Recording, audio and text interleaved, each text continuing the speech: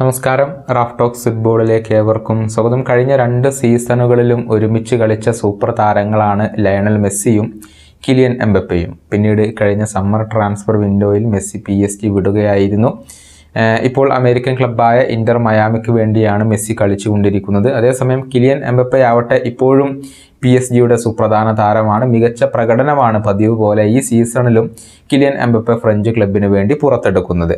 ഏതായാലും കഴിഞ്ഞ ദിവസം എംബപ്പെ തൻ്റെ സഹതാരമായിരുന്ന ലയണൽ മെസ്സിയെ കുറിച്ച് സംസാരിച്ചിട്ടുണ്ട്.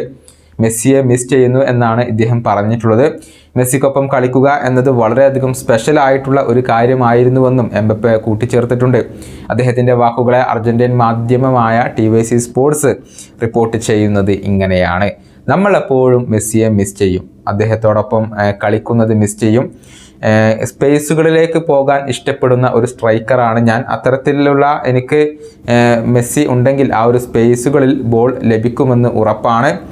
അത് അദ്ദേഹത്തിന് മാത്രം നൽകാൻ കഴിയുന്ന ഒരു ലക്ഷറിയാണ്. അതിനേക്കാളുമൊക്കെ ഉപരി മെസ്സിക്കൊപ്പം കളിക്കുക എന്നുള്ളത് വളരെയധികം സ്പെഷ്യൽ ആയിട്ടുള്ള ഒരു കാര്യമാണ്. ഇതാണ് കിലിയൻ എംബപ്പെ ഇപ്പോൾ ലയണൽ മെസ്സിയെക്കുറിച്ച് പറഞ്ഞിട്ടുള്ളത്. ഇന്നലെ നടന്ന ഫ്രഞ്ച് സൂപ്പർ കപ്പ് ഫൈനലിൽ വിജയം നേടാൻ PSG സാധിച്ചിരുന്നു. എതിരില്ലാത്ത 2 ഗോളുകൾക്കാണ് ടുളൂസയെ അവർ പരാജയപ്പെടുത്തിയത്. മത്സരത്തിൽ എംബപ്പെ ഒരു ഗോൾ നേടിയിരുന്നു എന്നുള്ളത് മാത്രമല്ല, ബ്രസീലിയൻ താരമായ ലുക്കാസ് ബെറാൾഡോ PSG വേണ്ടി അരങ്ങേറ്റം നടത്തുകയും ചെയ്തിരുന്നു. ഈ വീഡിയോയുടെ അവസാനിപ്പിക്കുന്നു. വീണ്ടും കാണാം.